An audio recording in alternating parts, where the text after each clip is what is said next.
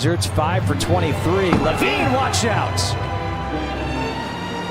Hachimura going for a baseball pass. That wasn't necessary. Turns it over, and the Bull get a low level. Yeah, and right there, here's another one. And a steal could have a low-level triple-double. This is over pretty easily. He has 10 now.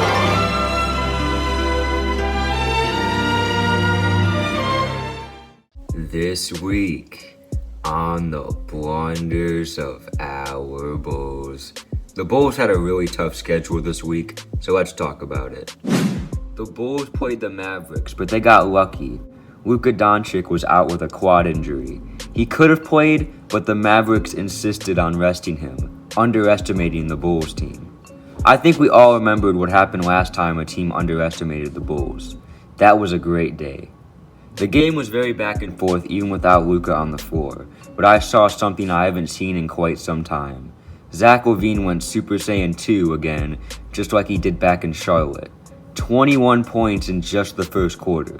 If only the rest of the team did something, this could be a blowout. But after halftime, the Mavs started doubling Zach, forcing him to pass, which he did very well. He was contributing to the game without scoring, something we usually don't see from him. Kobe White picked up the slack and did most of the scoring in the second half.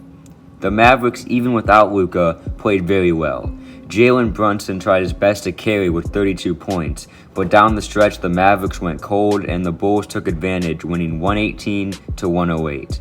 Zach LaVine finished with 39 points and Kobe White finished with 23. The Bulls player of the game should be quite obvious. Zach LaVine scored 39 points and was the Bulls' offense in the first half. If the Mavs didn't double him every play in the second half, I am positive he would have got 50. Good win for the Bulls, but they face a real challenge in Portland next week. Portland is known to rain threes on teams. In the first quarter, they did exactly that. They started off with 4 made threes in a row and scored 39 points in just the first quarter. The Bulls looked tired, unfocused, and played just bad. It looked like the game was over. Zach LaVine struggled. He didn't score in the first quarter at all. But then something happened. Something I've never seen before. The Bulls came back. Usually when this team gets down anything more than 10, the game is over. This lead was 20. It was basically a death sentence. But for once, I'm not making fun of the Bulls. I can say that the Trailblazers found a way. A 20-point lead in the second quarter, blown.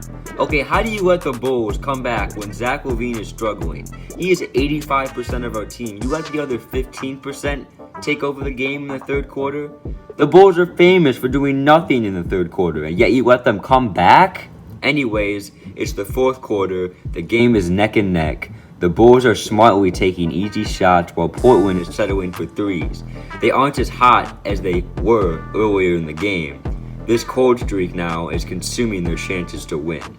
Up 1, the Bulls had a chance to ice the game. Here's LaVine, 9 to shoot.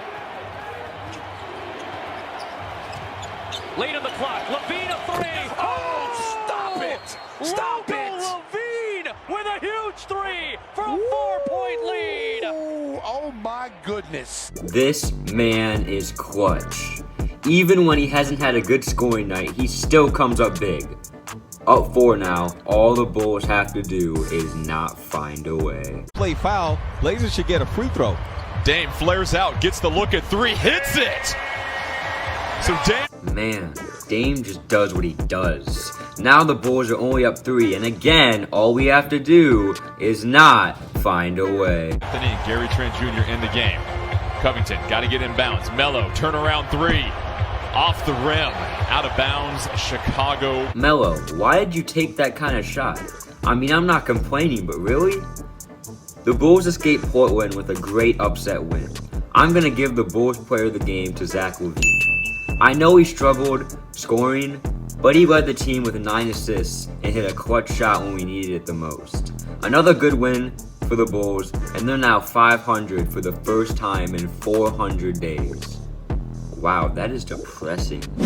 But it wouldn't be the Bulls if they didn't absolutely blow the easiest chance to have a winning record.